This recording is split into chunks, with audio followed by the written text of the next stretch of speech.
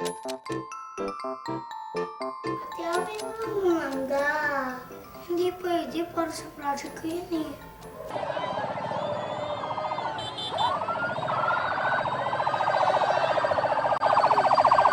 Ay, naku.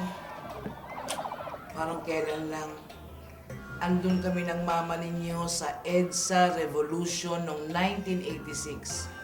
Ipinaglalaban ang demokrasya bilang Pilipino! Tita, bakit kayo nag-speech?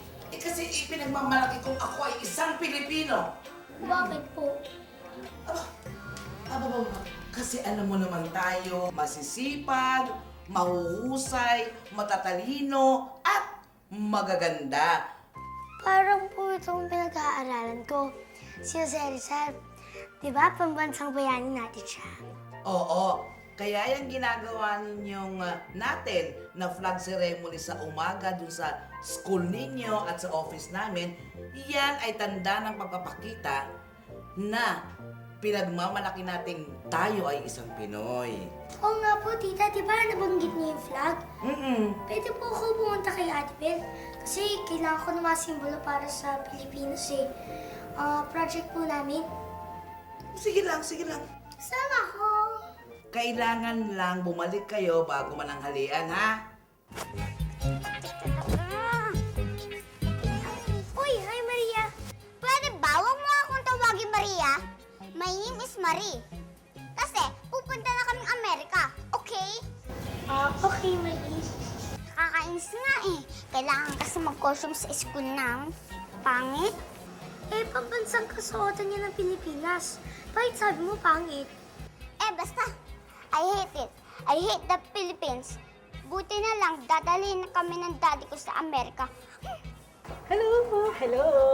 Good morning, Paring Pinky. Good morning and goodbye kasi nagmamadali kami ni Maria. Marie. Halika na. Let's go. Okay, Mami. Okay, child.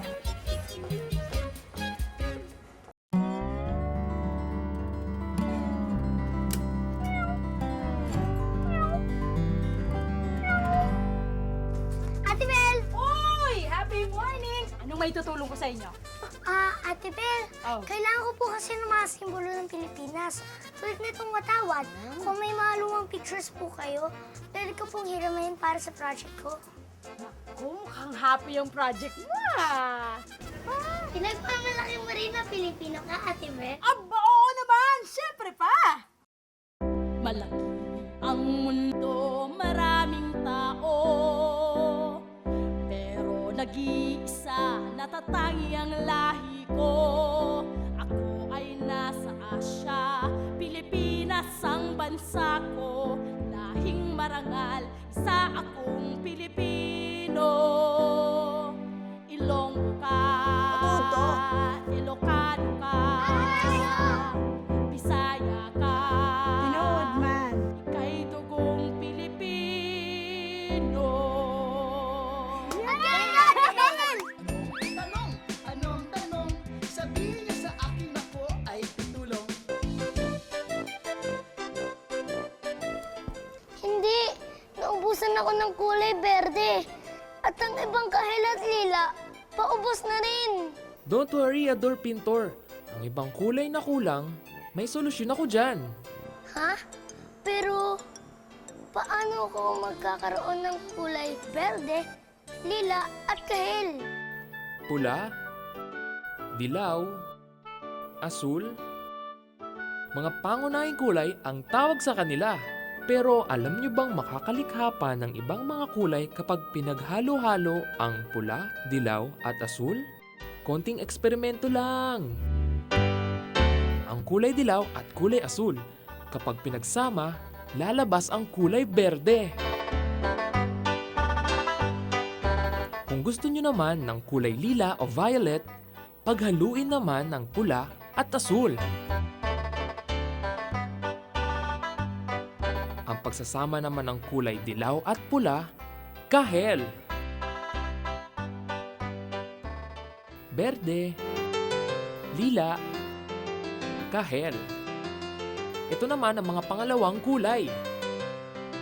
Binigyang buhay ng mga pangunahing kulay na pula, dilaw at asul Ang galing, di ba? Talagang magaling. Mwah! Natapos ko na rin ang aking obra. Hindi ba't napakaganda? Isang natatanging obra. Oh, may tanong din ba kayo? Tanong!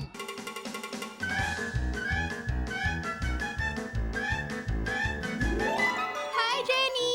Wow, ang ganda naman ng bestida mo. Ah, eto, gawa sa Amerika. Ha? Gawa raw ako sa Amerika? Hi, Jenny! Uy, saan gawa yung bag mo? Sa vegan ba? Vegan? Hindi ah. Bigay ito ng tita ko. Galing sa Canada. Ha? Ako? Gawa sa Canada? Hello, Jenny! Mukhang matibay ang sapatos mo ah. Gawa ba sa Marikina? Marikina? Ew, imported ang mga gamit ko. Gawa to sa Italy. Ako? Gawa sa Italy? Siya si Jenny. Ikinahihiya niya ang mga gamit na gawa sa Pilipinas. Narinig niyo ba si Jenny? Gawa raw tayo sa ibang bansa. Ikinakaya niyang gawang Pinoy tayo. Kung ayaw niya sa akin, ayaw ko rin sa kanya. Alis na ako. Tara, Iwanan natin si Jenny! Kinakaya niyang gawa tayo sa Pilipinas! Tara na! Iwan natin siya! Tara na, iwan natin siya! Ha? Nawawala ang mga gamit ko. Nasaan ang mga yun? Umalis na sila, Jenny! Dahil ikinahihiya mong gawa kami rito sa Pilipinas at pati ako, aalis na rin. Sapatos, huwag mo akong iwan. Huwag kang umalis. Dahil wala nang gamit ang batang si Jenny, damit na lang ng nanay niya ang kanyang ginamit. Pero malaki at maluwag ito sa kanya. Wow, Jenny! Yan ba ang uso ngayon? Saan bansa naman yung galing? Ang batang dating hinahangaan dahil sa kanyang magagandang gamit, ngayon ay pinagtatawanan na.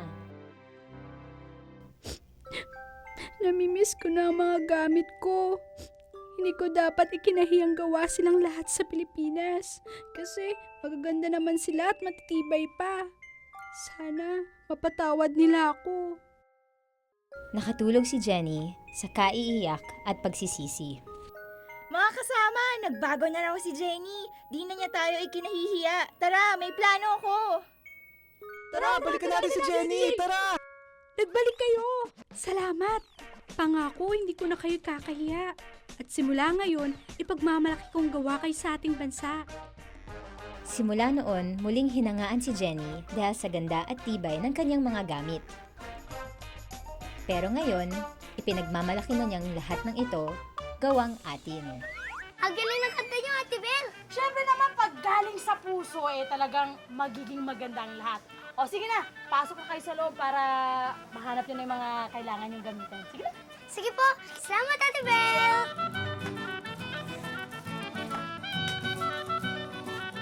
Ikaw talaga, Buboy. Baka mamaya mahalata na tayo ni Ate Bel. Hindi sabihin na lang natin sa kanya ang happy land.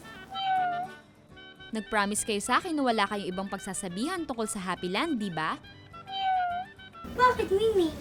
Ano mangyayari pag nalaman ng ibang tao ang tungkol sa Happy Land? Hindi ako sigurado, pero ang alam ko, kapag tumupad kayo sa pangako ninyong alagaan ang sikreto natin, lagi kayong makakadalaw sa Happy Land. Yay! Happy!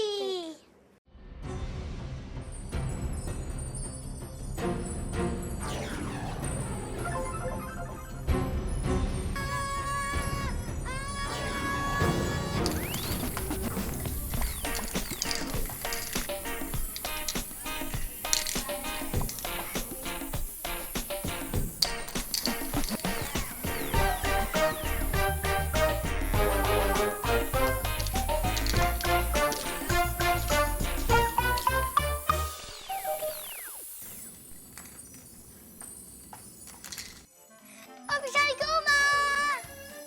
Ang ganda! Official Guma, ano pong meron? Hello, hello, hello! Ang Pamilya Kulay ang may kagagawan.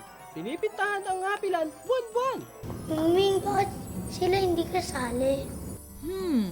Sina Inmar Itim at Perla Puti yan. Hindi ko alam eh. Oh, finishing touches na. Kasi na sila.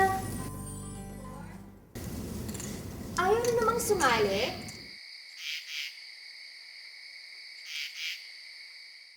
ayaw niyo talagang sumali, ha?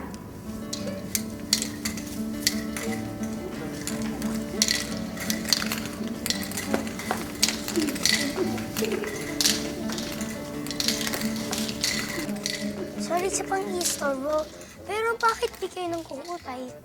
Eh, bakit pa? Di naman ako kasama sa mga kulay na yan eh. Mga kulay rin naman kayo ah. Hindi. Puti ako, itim siya. Walang kulay. Pangit, pangit, pangit. Oo nga, pangit. Ikinahihiya no, kulay nyo? Ano nga pala yung kanta ni Ate Bel? Parang bago yun dito ah. Malaki ang mundo, maraming tao, pero nag-iisa, natatanging lahi ko. Ako ay nasa Asya, Pilipinas ang bansa ko. Lahing marangal, isa akong Pilipino. Pilipino? Ano yung Pilipino? Pilipino? Ano yung Pilipino? Ako yun, Pilipino. Ako rin Pilipino. Yun ang lahi namin ni Buboy sa mundo namin. Kayo naman, ang mga lahi nyo ay kulay dito sa Happyland. Tama ang mga taga-mundo, Ingmar Itim, Perla Puti. Dapat ipagmalaki natin kung sino tayo. Ako ay isang kulay, nagpapabuhay sa inyo. Lahing marangal, pinagmamalaki ko. Pula ka ba? Kulay ako ah.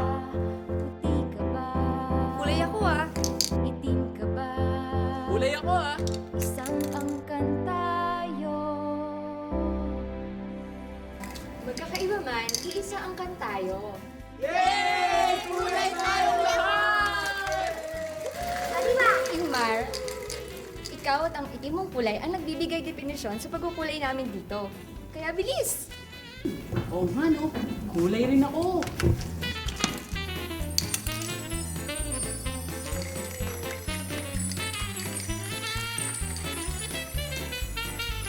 At ikaw naman, Perla, ang nagbibigay tingkad sa mga kulay na nilalagay namin dito. Diba?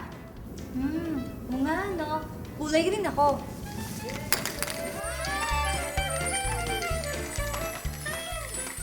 O diba? Lalong gumanda ang mga kulay dahil sa inyo.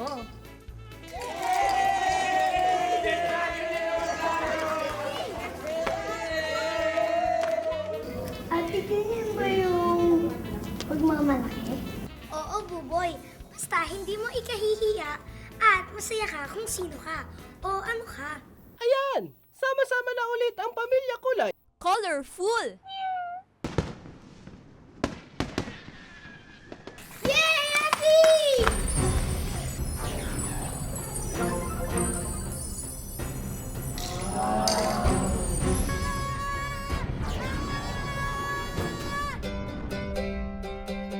Hulaan niyo kung ano ako. Ako ay kulay puti, simbolo ng pagiging mahinhin ng isang Pilipina. Halimuyag ko'y kaakit-akit, ako'y bulaklak na marikit. Ano ako? Sampagita! Tama! Ako ang sampagita, ang pambansang bulaklak. Katulong ako na magsasaka sa bukid. Ako ay isang hayop na kilala sa kasipagan at lakas ng katawan. Nga. Alam niyo ba kung ano ako?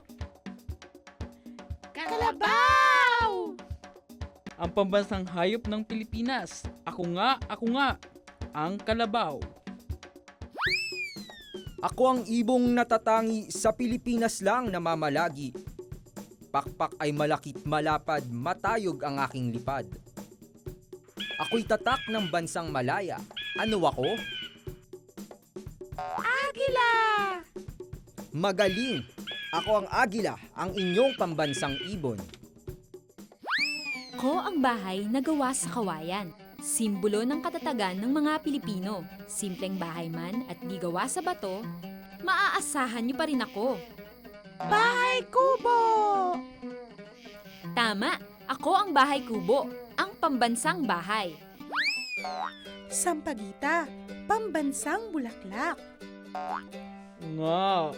Kalabaw, pambansang hayop. Agila, pambansang ibon. Bahay kubo, pambansang bahay.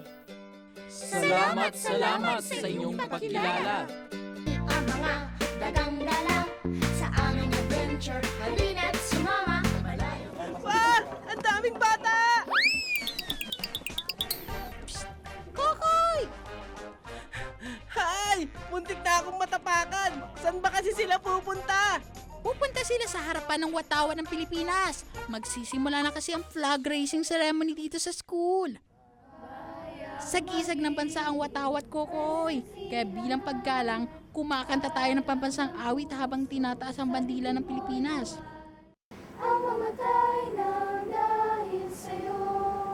Tara, Kokoy! Tignan natin ang Watawat. Dali!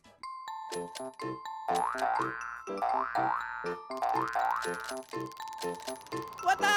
What? Humawak kang mabuti sa kulay asul na bahagi ng Watawat, Kokoy. Kapayapaan ang ibig sabihin ng kulay na yan. Kaya, relax. Teko po! Popoy! Nasaan ka na? Nandito lang ako sa ibabang bahagi ng Watawat, sa pulang tela.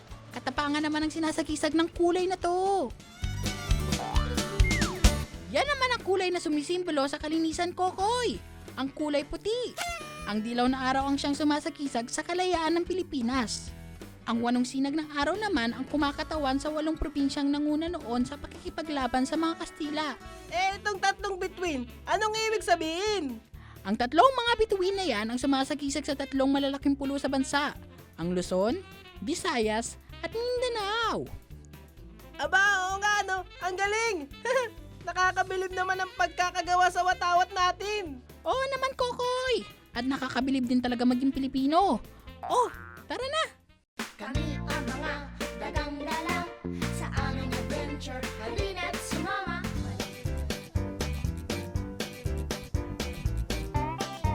Oh! Ang bilis niyo ah! O Ana, nahanap mo na ba yung pwedeng simbolo ng Pilipinas? Wala pa po. Pero may naisip na po ako pwede maging bagong simbolo natin pagiging Pilipino. Bagong simbolo? Nako! Ngayon ko lang narinig yan ah. Ano ba yun? Ang kulay ko po. At ang kulay ni Buboy. Magkaiba man, Pilipino pa rin. Tako, tama ka dyan. Alam mo, ano ka ma, maputi ka, kayo manggi o maitim yung kulay mo. Pilipino tayong lahat. Dapat ipagmalaki natin yung pagiging Pilipino natin. Ang galing na naisip ko, Ana. Di ba? Ana! Uy! Nakita ko Happy morning po! Happy morning! Ana, nag-text ang mama mo, baka makauwi daw siya.